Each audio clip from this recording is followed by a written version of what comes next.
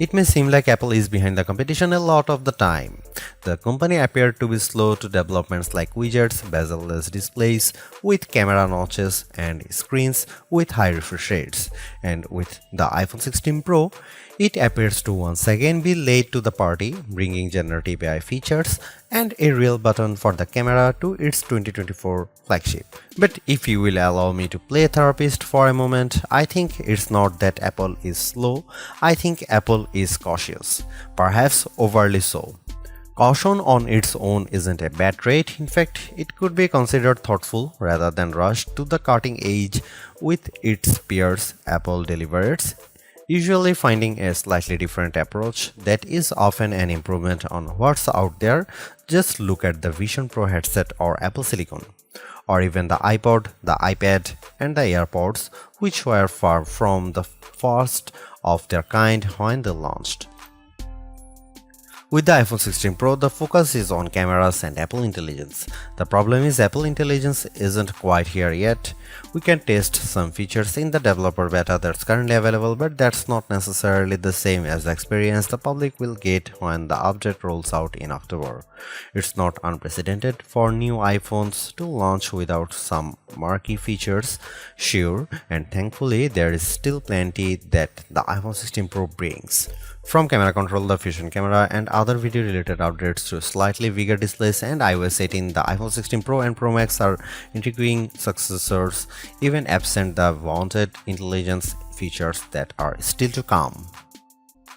Arguably, the biggest change to the iPhone 16 lineup, not to mention the iPhone 16 Pro, is the introduction of camera control. This is a button on the right side of the device which has touch and pressure sensors on it to enable greater control with swipes and semi-presses. One of the things this was supposed to do was let you push slightly on the button to trigger focus, similar to what half pressing a DSLR shutter button would do. That function won't be available at launch, so I can't say if it's effective. But by the large, camera control is a very Apple approach to a feature that has been around for years.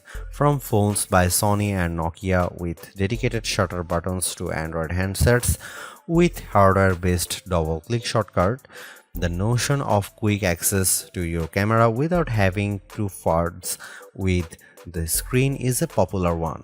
For good reason too. I've hated having to swipe or long press the icon on my iPhone's lock screen in the past, and even though I could set the iPhone 15 Pro section button to open the camera, it just wasn't positioned well and I'd have to give up my mute button.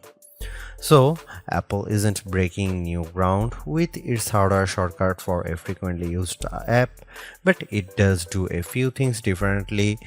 With the touch sensor, you can swipe on it to tweak things like exposure, zoom levels, and tone, and the half press still works as a way to select options or go back out of menus within the camera control interface.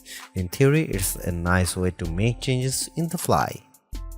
In reality, there are a few issues and they largely have to do with placement. The button sits a little further from the base of the phone than I'd like, so my fingers have to reach a bit more to press it, whether I was in landscape or portrait mode. This wasn't usually a problem when I had both hands free and could steady the iPhone with my other hand and readjust my grip. But if you are trying to take a quick shot with just one hand, the button's location can feel unintuitive. Of course, everyone has different finger lengths and ratios, so it's entirely possible that other people find this logical. It also depends on your grip. If you are cradling the bottom of the device in your palm, it's harder to maneuver. If you are covering part of the screen and reaching out for the button head on, it's slightly easier to use camera control. Still, even for those with the strongest claws, swiping and half pressing and double half pressing on the sensor is tricky. I was only ever really able to do that if I had my thumb holding up on the bottom edge and my middle ring and little fingers steadying the right end of the phone. Maybe this is a new camera grip I just need to relearn for this button. The awkward placement is a minor gripe compared to what I found most annoying, the button's touch sensor.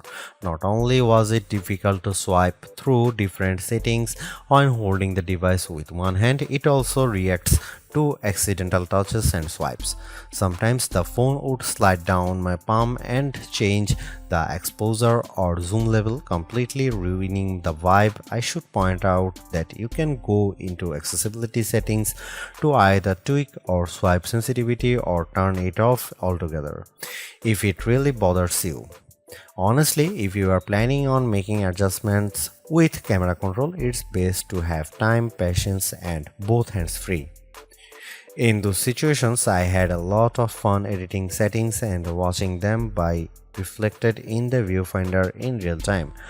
I also liked zooming in and out of subjects, decomposing a shot, and tweaking exposure till I liked what I saw before then pushing down to snap the picture. I especially loved this while recording video since it makes slowly zooming in or out of a subject smoother than using the on-screen slider. Even if you are not a glutton for buttons, there are still some camera updates that might intrigue you. This year's flagships sport what Apple calls a 48 megapixel fusion camera, which has a faster quad pixel sensor. This enables what the company describes as zero shutter lag, which is wording it has used repeatedly over the years. In this case, it's referring to how quickly the camera will capture a shot after you press the shutter button. I will admit I was initially confused by this update in part because it requires relearning some behaviors I had adopted to mitigate the shortfalls of older cameras. Basically, the iPhone 16 Pro's cameras are now so fast that when I asked someone to throw something so I could capture it in motion to see how still the images were, my shots ended up being of the person holding the object. Our video producer and I were very confused, and it wasn't until the zero shutter lag concept was explained clearer to me that I got it. I had become used to pressing the shutter early since cameras, in my experience, would be fractions of a second slow. Apple has become so fast that it actually captured the literal moment I tapped the button instead of the split second after when the object was in mid-air. Depending on your mood, the new photographic styles can be fun or serious. Apple's tweaked the built-in camera filters to not only offer more options but give you greater control. Due to how the company has refined its processing each year, there is also an improved depth map captured when it detects a face in the scene. This, combined with a greater focus on color science around skin tone, has led to what might be my favorite new iPhone 16 feature. Whether I shot them in portrait mode or not, photos of people what I took using the iPhone 16 Pro were a dream to edit. Simply switching between the standard, natural, luminous, quiet, or ethereal styles already resulted in improvements to be colors and shadows, but I could also tap on each thumbnail to across the new editing touchpad and drag a dot around. This let me more precisely tweak the hues and contrast levels, and an additional slider below let me adjust how warm the image was.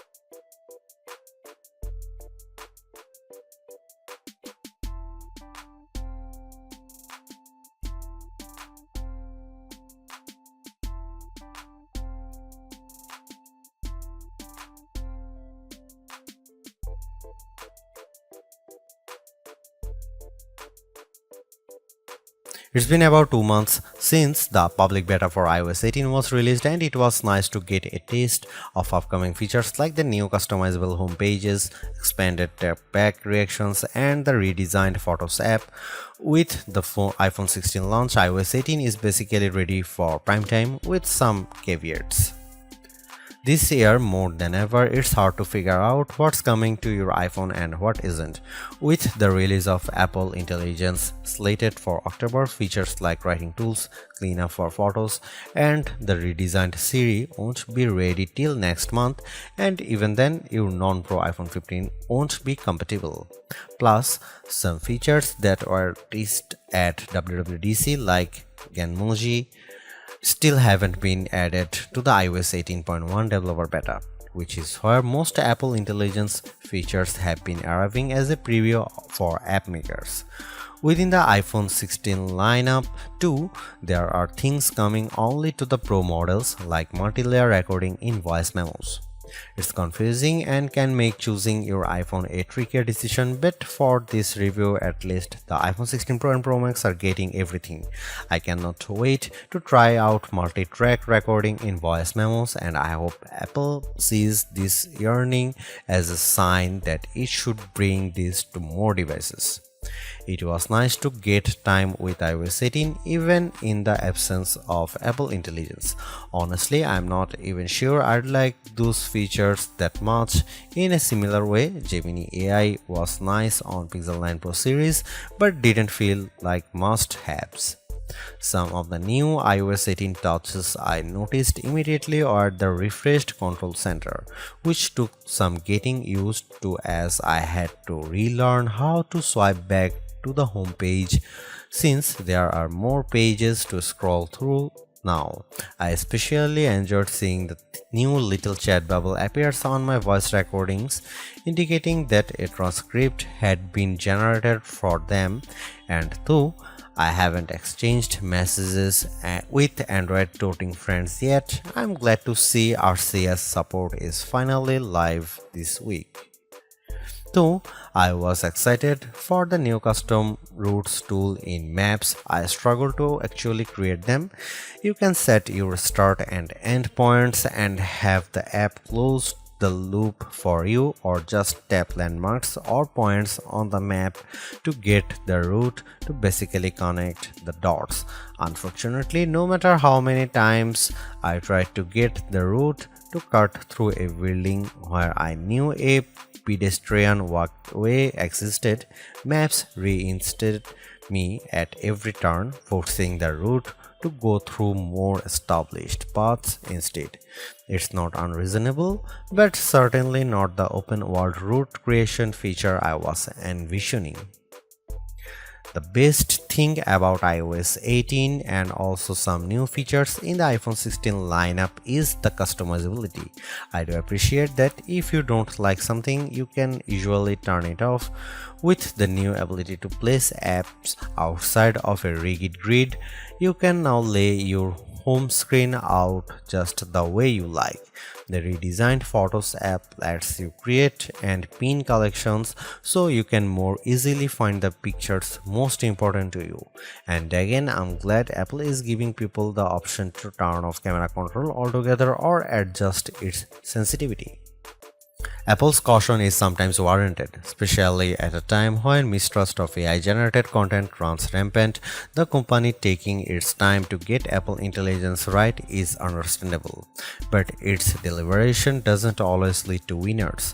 While I appreciate the attempt to differentiate camera control with the touch sensor for more versatility, I am not yet convinced on its usefulness.